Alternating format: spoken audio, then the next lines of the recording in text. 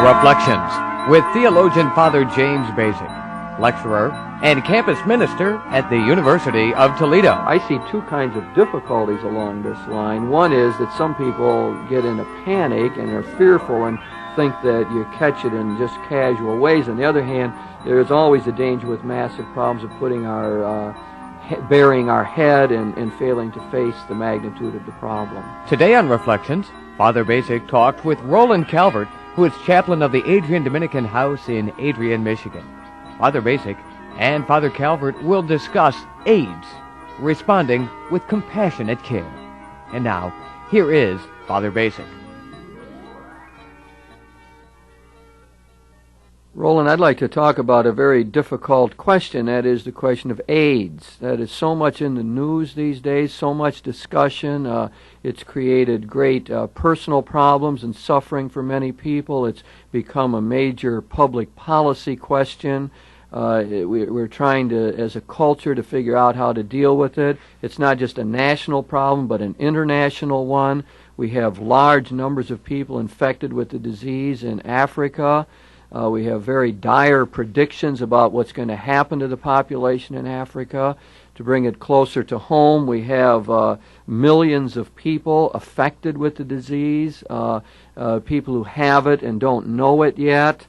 Projections that by 1991 there will be 180,000 deaths due to AIDS.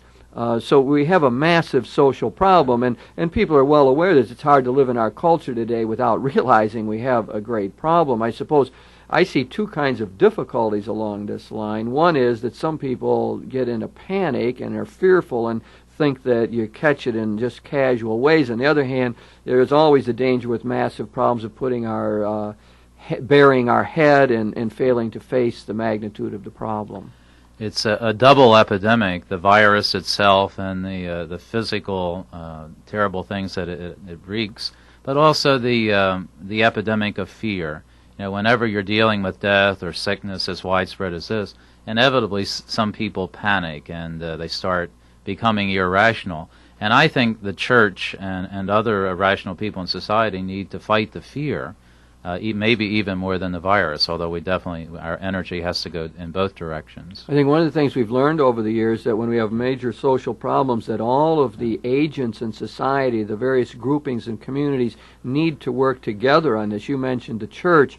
I think surely the university has a role to play in this. The government has a role. Sure. Families, of course, parents educating their children and so on. The business, the corporate world needs to be a contributor to all of this. Labor unions, everybody who cares about society and our future has to begin to think about the problem. We have to educate ourselves and find really constructive solutions to a most difficult question. Every single person in society has some role or another, either to educate or simply in living to make sure that they're not exposed to the virus. So, yeah, we all have some part to play.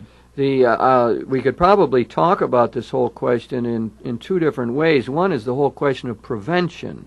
The question of prevention brings up the notion of safer sex, as it's called these days, the use of condoms, educating people technically and technique on how to use them, trying to get people to use them more responsibly and so on. It has to do with promoting abstinence and giving good sexual attitudes and outlooks to the next generation and trying to improve all of our own outlooks on sexuality. It has to do with trying to help rid ourselves of the terrible blight of the drug culture. So there are so many facets to it, but all under the heading of prevention. How are we going to stop it because we don't have a cure? And that becomes one side of the problem. But the other side is that we've got these millions of people who are currently infected with the disease, and many people who are going to become ill as time goes on. And it really is quite a terrible, debilitating disease. As a biologist was telling me the other day, that most people die of AIDS really die of other complications. They die of the diseases that attack the body when the immune system is really shut down, which is what AIDS ends up doing, shutting down the immune system, and then people die from other kinds of diseases. So, and it's often very horrible kinds of deaths and involving a lot of suffering. pneumonia or different forms of cancer, what the body under ordinary circumstances could deal with. Suddenly with this terrible virus, they're not able to deal with that. And I have been at the bedside of people dying of AIDS and have seen how terrible it is, and you never forget that. Death is always difficult to deal with, but particularly these are often young persons. They're people with a whole lifetime ahead of them, the talent, the opportunities there that die with them, it's overwhelmingly sad. And their families, friends, lovers, the people who are left, also the tragedy in their lives is profound. Roland, do you want to say a little bit more about the psychology of all of this, of what people who have AIDS and the ones that you've talked to and so on are going through? I imagine there must be immense emotional pressures within one that one has to deal with. Oh, very much. It would be all of the issues that you deal with any person who is dying, who has a terminal disease, imminent death. But I think added to the AIDS question is the fact that about, I think it's 63% of those with AIDS in our country are gay men. So you have all those issues of being gay also. Very often, for example, when the young man reveals to his family that he's dying, that is also the time that he reveals that he's gay. And you have that double trauma to deal with. And I read statistics somewhere about that. I think it's more than half, actually, of people who finally tell their families they have AIDS. It is also the news that they're gay. And the family has to deal with that. There is anger also. The gay community often perceives the churches, particularly Christian churches, as the enemy. People who have condemned them in the past, even well-meaning church leaders who have, let's say within the Catholic Church, which I know best, presenting the magisterial position on homosexual acts. But what is perceived is a put-down, condemnation, and the result is an anger and a bitterness. It gives a very unique flavor to what you're dealing with in the death of a person with AIDS. Extraordinarily complex. I don't know if this is really a fair comment or not, but is there any sort of parallel here with people, for example, who have lung cancer and who have smoked regularly for a long period of time and who sort of have to deal within themselves with the question like, well, if I had quit smoking earlier or something, I wouldn't be having this problem right now. Is there a parallel, or is that unfair? Well, I'm sure that to some extent there is a parallel. It's much more complicated, though, in the gay issues, because most of the people that I have dealt with have come to terms with being gay. And most of them have been Catholic, so I better limit my comments to that, which I know best. And they really have worked out a position different than the magisterial position, which is of accepting themselves and accepting not promiscuity, but a committed lifestyle to one other person. And so they dissent very often from the church teaching and do not see themselves as evil, would condemn promiscuity, for example, but accept themselves as persons living with another man in a gay lifestyle. And then they read pronouncements such as Cardinal Ratzinger's of October 86, in which they are condemned very vigorously. There is an anger that results along with the terrible problem that comes with dying. And as I say, I think it's really unique in trying to deal with a person dying with AIDS, particularly a gay person. I have not really dealt with IV drug users, so I'm sure that's a whole different question. And certainly little babies who get it from their mothers, that's a whole different theological question. Right, or hemophiliacs. Hemophiliacs, yeah. I mean, that is so sad, and often young people again, and it's so difficult to deal with. I think it raises, Roland, one of the things you mentioned, the church and the church's role in this, anger against the church. The Catholic bishops of the United States have issued a document on this question. They call it The Many Faces of AIDS, a Gospel Response. The administrative board of the Catholic bishops did that. The large gathering of bishops has this committee of about 60 members that often speak in the name of the rest of the bishops, and they have issued this document. And I think one of the points made in the document has to do with compassion. Yes. They tell us that it is really crucial that people try to exercise a proper care and understanding of those who actually have this disease. And that, I think, is a major contribution of this document. I myself think that it is a very well done document. I mean, I know that you have certain criticisms of it, but my own sense that overall it's one of the better things that the bishops have done, and they do a number of good letters like that, I must say, and I think they deserve credit because they often are put down, and very often people are unhappy with the bishops, but they perform a great public service in doing this. In writing a document like that, what happens is it produces discussion. People gather around it, either for it or against it. And one of the great important things about AIDS is that we begin to talk openly about it, that we're able to bring it into the light so that we can look for these reasonable kinds of solutions and deal compassionately with the people who have it. Yeah, I certainly don't want to put down this statement. I think it's a beautiful statement. It is a compassionate one. It does have shortcomings, and we may go into some of those. But, for example, one of the final statements that they make in it, they say, our response to people with AIDS will be judged truly effective only when we discover God in them, and when they say, through their encounter with us, in my pain, fear, and alienation, I have felt in your presence a God of strength, hope, and solidarity. I could never argue with that. That is magnificent. It is. It's a great statement, and summarizes, I think, a lot of what they have to say about care. I don't know if I ever clarified that, but there's really two kinds of issues with the AIDS: prevention, and the other one is the care, the compassionate care that we should have for those people who have it. Now, that raises all kinds of questions. I mean, there's a lot of ways in which the bishops call upon us to exercise this care. We have to think of, for example, not only the patient, but also the person's family. I was just thinking, at using your own description there, that it is at times when the person would reveal they have AIDS, is the first time they would reveal to their families that they are also homosexual, and that so the family would probably need a lot of help in dealing with that. They would be hit with two things that are often difficult to deal with. Yeah, it's like a double whammy, and I've been in families where that has happened. And I have to be clear also that often it brings out the very best in people. I have seen extraordinary examples of love and compassion that follow that. But on the other hand, some people get abandoned. They're left to die alone. That's happened more than once. And when you see that kind of treatment going on, it's doubly tragic. It is indeed. So we have to think of ministering to the families, and then also being present to those who are dying.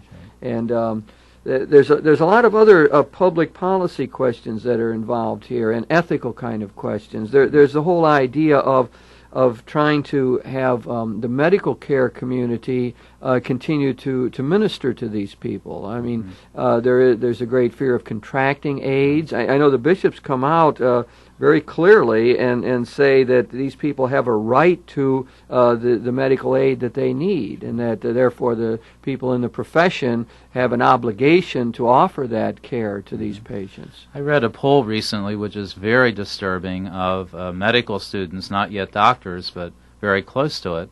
The poll indicated that over half of them would choose not to minister to people with AIDS if they could possibly avoid it. And it seems to me the opposite of what medicine is about. It's to heal people, and especially those who are most sick. And you can understand the fears. I don't want to be facile about it. The fear of catching it yourself is real, and I can understand that. But to shirk your responsibilities out of that fear is reprehensible. I heard a nurse talking about this and saying how that now they speak a lot about the medical profession, the nurses and the doctors, being careful themselves and wearing gloves, for example, in situations where they didn't used to do that. And so there evidently needs to be a whole education along that line for them as well. I'm sure that proper care can help reduce this. I remember hearing physicians have responded in various ways that I've heard on the media. I mean, some have taken the line of saying, no, our responsibility is to care for the sick, and we have to do that, and it's really not an open question. I remember hearing another one who said that she was doing operations on AIDS patients, and it was saying that this is, I don't know, even, but she said on television that it was just a question in her of time that till an accident would happen, and where the opportunity for this transmission would occur. So, I mean, that is frightening, and doctors obviously, the professionals in the field have to know about all of those things, but I say that just to highlight, I suppose, the problem. Well, the last time I went to my dentist, I noticed that he's wearing rubber gloves now, and certainly in the area of prevention, they have every right to protect themselves, and there's certainly anything like that they do. But if it gets to the point of not treating people who are dying, there is something wrong with a health system like that. That raises the ethical questions again, doesn't it, Roland? That you really, the question of responsibility and what one's task really is, and so on. Let's raise another area, and that has to do with employment. One of the things that's happening, of course, is that people with AIDS are sometimes fired from their jobs and not allowed to continue to work even when they could. Yes. And so one of the things the bishops say is that persons with AIDS should be able to continue to be employed as long as is appropriate. Now, that's a properly ambiguous language. How long is appropriate, everyone would have to figure out. But I think they're telling us just to summarily fire someone because they have AIDS, it would not be proper. And deprive them probably of health insurance and a lot of other benefits precisely at the time they most need it. It seems to me that any dying person, and maybe especially somebody dying with AIDS, that the challenge that they have to deal with and the real issue is to live for as long as they can until the moment of death comes. And when you have different people in society who cut out their livelihood, cut out their ability to go out and do something meaningful each day, that is at times almost as bad as the disease itself, to take meaning out of life. Indeed. And, I mean, it is so hard to deal with illness to begin with. When you take away the thing that keeps your mind off of it, that gives you a sense of contributing and so on, it really does undercut human dignity. And I think we need to get back to that. The ethical dimension, again, says that what's at bottom in all of this is the dignity and worth of every human being, including people with AIDS. I think that's the way we have to sort of sell the kind of care that we're talking about. It's not, there is a gospel mandate that Jesus was compassionate, and Jesus reached out to those outcasts in his society, and Jesus touched the lepers, and was the person who brought them back into the community. I think that's always very important to remember in the miracles of Jesus, that the healing of the disease of leprosy, for example, was accompanied by a methodology of bringing them back into the community. They were cut off and would be, I suppose, the modern equivalent would be AIDS to the leprosy situation at that time. And Jesus reached out, touched them in public, and touched them despite the fear that he was going to get the disease, and then brought them back into the community. Now, so there is a gospel way of looking at this. There's a way out of the whole Judeo-Christian tradition that points out that we are all made in the image of God, the likeness of God, and that people are worthy of respect. But there's also another way that we often argue from what we'd call the natural law, or sort of a common wisdom, a public philosophy that also says, and we're big on this in our culture, that every human being has dignity and worth. And therefore that's what would ground the rights that AIDS victims have, I would say. Yes. It's rather ironic that the Catholic gay organization is called Dignity. That's a sign of contradiction recently, with so many bishops and an adversarial relationship with Dignity chapters, including here in Toledo. And that produces the anger I was talking about, often with gay persons who perceive that the church is not with them, or church leaders at least, or even Christians who go around talking about God's wrath. And I think relating to what you said about Jesus reaching out and touching people, in the bishop's document, The Many Faces of AIDS, one of the beautiful sections of that talks about divine love being incarnated in people who take care of PWAs, people with AIDS, that we reveal God's love by the human love that we show. And one of the points I'd really like to make, and I guess this would be a criticism of the statement, is that they never acknowledge the fact that love is being expressed very powerfully within the gay community. because that is the hardest hit segment of our society at the present time. And I see even here in Toledo, for example, a number of organizations which are really gay-founded, treating the question AIDS, get people to help buddy system and groups that will deal with issues like that. I see that divine love really being incarnated in the gay community, and I just wish the statement would have at least have acknowledged that. I think it would have been more real, and I'm sort of big on reality. You may have noticed. I think if you talk about things really, you're more persuasive. And that thought occurred to me as I went through the statement. So your point is that there isn't enough recognition of the love that is already being shown within the gay community by gays. I think towards one another who are affected with this. The reason that comes up, of course, is because the statistics suggest that of the people who have AIDS and have shown the symptoms, that 73% are homosexual or bisexual males. And 17% are intravenous drug users, only 1% heterosexuals, people who have generally had sexual contact with those in the high-risk categories. Sure. So that's the reason the whole discussion of homosexuality comes up in this regard, and I think has really clouded the issue, I suppose, in terms of the public policy questions, and has really intensified a lot of the difficulties. It has. People that I've talked to dying of AIDS have very rarely expressed anger against God. The bishops mentioned that in their statement. It does occur at times, and I always encourage it. I mean, I think God can take it, and if a person is angry against God, they should express that and, again, be honest. But much more often than God, I find church leaders to be the focus of anger. And for honesty's sake, we do need to acknowledge that and to see what can be done about it. If even the bishops themselves recognize it, I think that would be progress. Roland, take just a little different tact on this thing. Is the responsibility of society really to search for cures in all of this?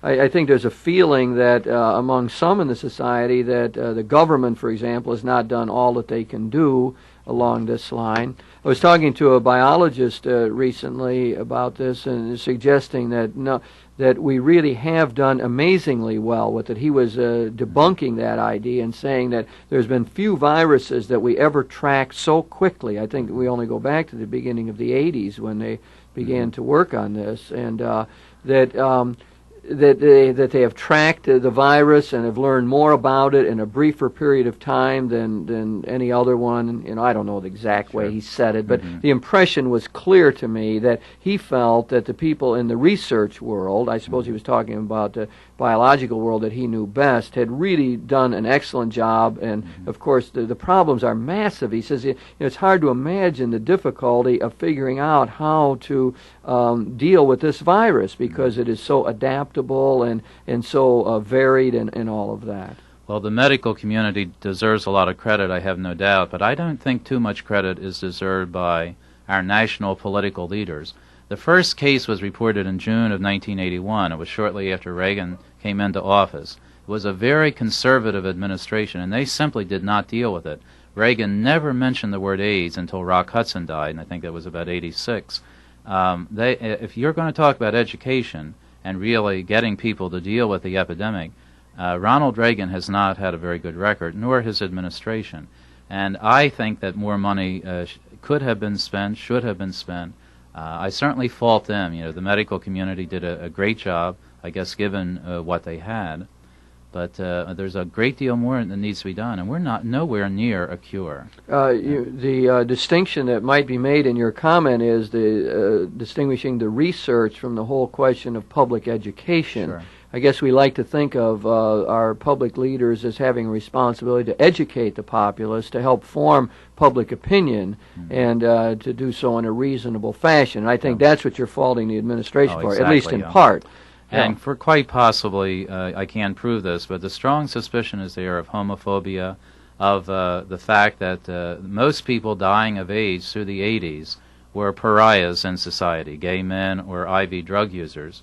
If they had been the white heterosexual middle class, I suspect that more money would have been spent, greater efforts made. It's my strong suspicion, as I can't prove it, but it's there. So, Roland, we're talking a lot about the kind of care that is needed. I was thinking of when you get even beyond the care while the person is alive, the bishops raised the question of the funeral directors as well, that AIDS victims have a right to a proper burial, and that I think I don't know what's happening in that area, but there must be some problem that they're addressing, that funeral directors are not wanting to deal with the dead who have died from that disease, AIDS. It absolutely has happened. In San Francisco, again, in an article I read, they've mentioned that some gays have actually opened funeral parlors to begin dealing with that. So apparently it was rather widespread. So it is a real problem, yes, and one that we do need to deal with in one way or another. Mm-hmm. I noticed one of the things that the bishops, again, in their document try to do is to pledge the help of the church. The church, they say, we want to be part of the solution here. We want to be careful that we create a climate of compassion. As you've suggested, maybe they've not done that as well as some would like, but they want to move in that direction. They talk about, ask each diocese to develop a general employment policy for all employees with life-threatening illnesses, including AIDS. So I think what they're trying to do is set up a model and say, well, within our Catholic diocese, we're going to make sure that people with AIDS don't get fired and that they have adequate health insurance, which is another whole slant to this thing. They also come out very strongly against the idea of quarantining people with gays, and also very strongly against discriminatory testing of all people. And I think both of those points are very important. Yeah, good. Do you want to say anything more about that? I agree with you, and that is a great fear among people, the discriminatory testing. Yeah. Well, there are certain people in Congress, William Dannemeyer comes to mind immediately, but others, who are really pushing that now. I mean, it's almost like a concentration camp kind of thing, and the bishops say that this will not solve the problem, will not alleviate it in any way, and is immoral. And their strong position was really one of the best things, I thought, in the entire document. They did make that very strongly, that's for sure. Well, Roland, we've been talking about the question of AIDS and concentrating on the care for people who have contracted the disease. You very personally have brought out, the kinds of suffering and psychological difficulties that these people undergo. And I guess the gospel message is that Jesus was the one who acted with compassion, and the message for the culture as a whole is that every person has dignity and worth and must be treated in that way.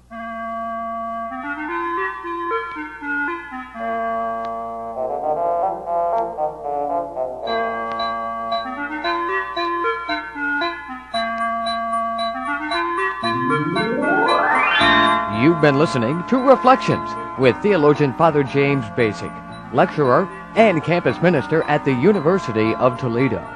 Today, Father Bacik talked with Roland Calvert, who is chaplain of the Adrian Dominican House in Adrian, Michigan. The topic of this week's Reflections was AIDS, responding with compassionate care.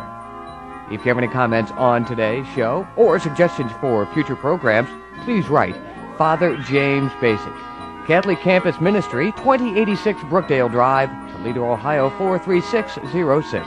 Funding for this program was provided by the Catholic Communications Commission of the Diocese of Toledo.